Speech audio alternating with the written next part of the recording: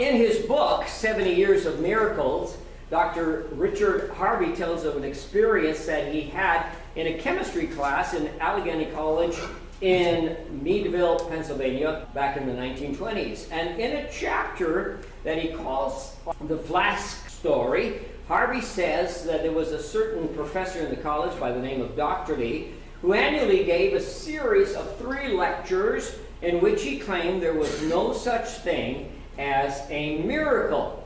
Let me read to you a little bit about that as to the way that he describes his experience. Dr. Lee's 3rd lecture was on the subject of the impossibility of an objective answer to prayer. He said he would prove his contention, and at the end of the lecture he announced he would step down from his platform onto the concrete floor. Then he would give a challenge. Is there anyone here who still believes in prayer? And he would say, before you answer, let me tell you what I'm going to do and what I'm going to ask you to do. I will turn around, take a glass flask, and hold it at arm's length. Then he would continue, if you believe that God answers prayer, I want you to stand and pray when I drop this flask that it won't break.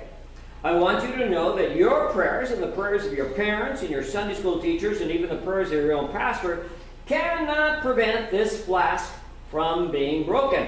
If you wish to have them here, we will put this off until you return after the Thanksgiving recess. No one had ever accepted Dr. Lee's challenge.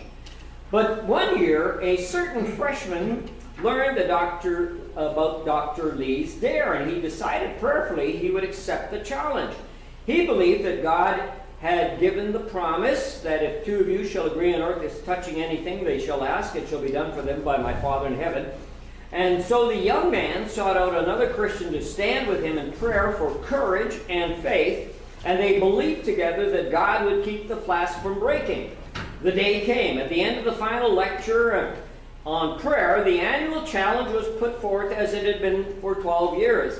And as soon as Dr. Lee asked, is there anyone here who believes God answers prayer? This young man stepped into the aisle, raised his hand, and said, Dr. Lee, I do. Well, this is most interesting, but young man, you had better let me explain what I'm going to do, and then we'll see that if you still desire to pray, I wouldn't want you to be embarrassed before this class. The professor then took the glass flask and held it out in front of him over the cement floor. Now I ask you to pray, if you still want to do it, that this flask won't break. And after you pray, I will drop it, and I can assure you it will hit the cement floor and break into hundreds of pieces, and that no prayer can prevent it. You still want to pray? Yes, Dr. Lee, I do.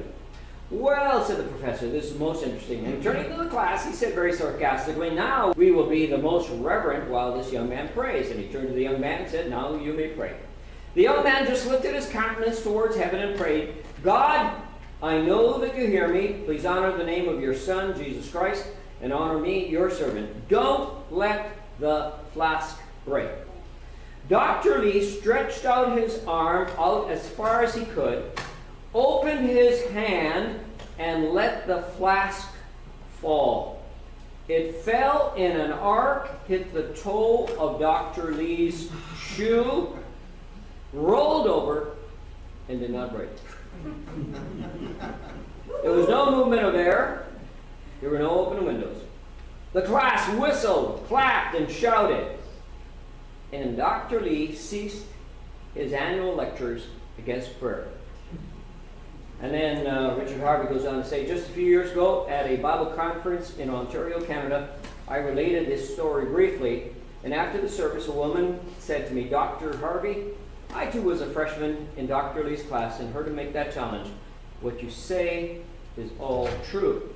As a matter of fact, trutherfiction.com has confirmed with Allegheny College that Richard Harvey was a student there and that Dr. Lee was a professor. Richard Harvey's son, Reverend John Harvey, minister in Tacoma, Georgia, says this all happened before he was born, but confirms the story was told by his father. Amazing story.